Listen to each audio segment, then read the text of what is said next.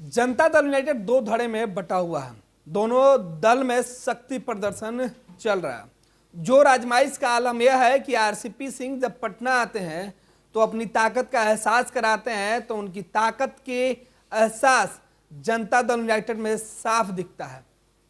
तो ललन सिंह आरसीपी सिंह से किनारा करते हुए दिख रहे हैं और अपने समर्थकों के बीच अपने दमखम की बात करते हैं। दरअसल आरसीपी सिंह ने कह दिया है कि जनता दल यूनाइटेड को मजबूत करने के लिए वो तमाम काम करेंगे जो पहले करते आ रहे थे।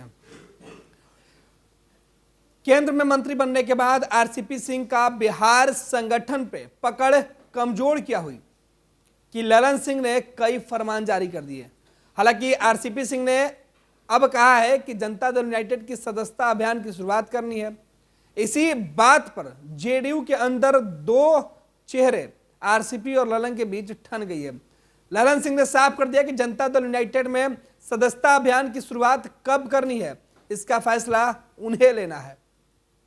वो बता रहे थे कि 3 साल जब पूरा हो जाएगा उसके बाद वो अपने सदस्य बनने के साथ ही पार्टी के सदस्यों को जो अभियान की शुरुआत करनी है सदस्यता अभियान की, उसके लिए गाइडलाइन जारी करेंगे।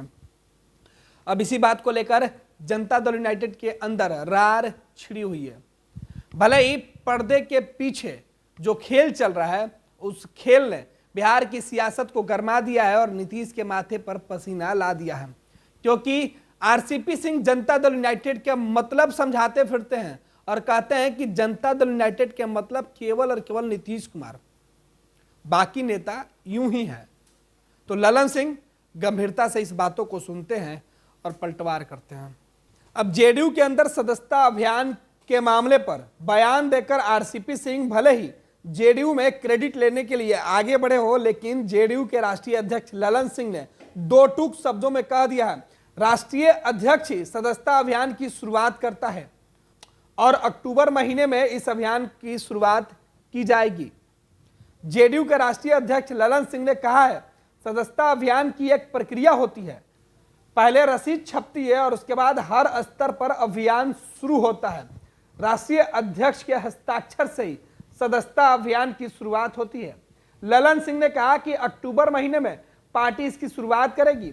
यह पूछे जाने पर आरसीपी सिंह ने मुख्यमंत्री नीतीश कुमार के जन्मदिन के मौके पर सदस्यता अभियान की शुरुआत करने की बात कही थी। इस पर ललन सिंह का सीधे कहना था, ऐसी कोई बात नहीं है।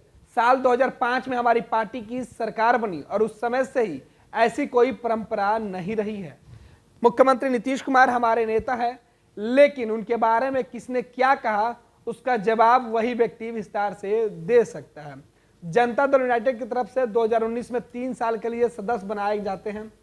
अब अक्टूबर 2022 में उसका कार्यकाल खत्म होगा और अक्टूबर के बाद ही सदस्यता अभियान फिर से शुरू होगी। आपको बता दें कि 2 बयान आरसीपी सिंह पटना में जब अपने घर पर तमाम पार्टी कार्यकर्ताओं को बुलाए थे और दावत दिए थे, उसी दिन उन्होंने ऐलान किया था कि मुख्यमंत्री नीतीश कुमार के जन्मदिन के मौके पर वो सदस्यता अभियान चलाएंगे और मुख्यमंत्री का जन्मदिन लंबे समय तक मनाएंगे। जब इसी का जवाब ललन सिंह से पूछा गया तो ललन ने किनारा कर लिया, कहा कि जो लोग कह रहे हैं या उनकी बातें हैं। सुनिए ललन सिंह क्या कुछ कह रहे हैं। आप जरा जान लीजिए, जनता दल का पूरा नाम क्या है? जनता दल यूनाइटेड, समझे?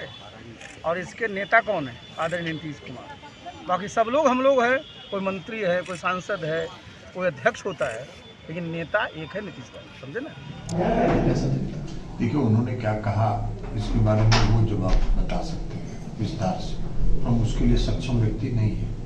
लेकिन जहाँ तक सदस्यता अभियान चलाने की बात है, सदस्यता जो किसी भी पार्टी की सदस्यता जो बनाई जाती है या जो अभियान चलता है, वो अभियान एक सिस्टम से चलता है और वो सिस्टम ये है कि हमारा 3 साल का सदस्यता हमने जिसको भी बनाया 19 में, उनकी सदस्यता 2022 के अक्टूबर में खत्म होगी। तो 2022 के अक्टूबर के बाद ही ना हम सदस्यता अभियान चलाएंगे और उसके लिए भी सदस्यता अभियान चलाने के पहले राष्ट्रीय स्तर पर पार्टी का निर्णय होता है कि हम किस तारीख से सदस्यता अभियान चलाएंगे। उसके लिए रसीद छपती है, सदस्यता रसीद वही छपती है, सदस्यता वही पर हमारा हस्ताक्षर होगा और तब सदस्यता वही वितरित करके देश के हर प्रदेश में 1 तारीख को सदस्यता अभियान प्रारंभ होगा। उसकी तिथि निर्धारित होती है, कब शुरू होगा, कब खत्म होगा, चुनाव की प्रक्रिया फिर कैसे शुरू होगी, प्राथमिक इकाई का चुनाव कैसे होगा, जिला का इकाई का कब चुनाव होगा, प्रदेश का चुनाव कब होगा, राष्ट्रीय स्तर पर चुनाव कब होगा, ये सारी बातें उसमें तय होती है। तो इसलिए अभी कोई सदस्यता अभियान चलाने की बात ही नहीं। लालू यादव को सजा करार दिया गया है डोरंडा मामले में।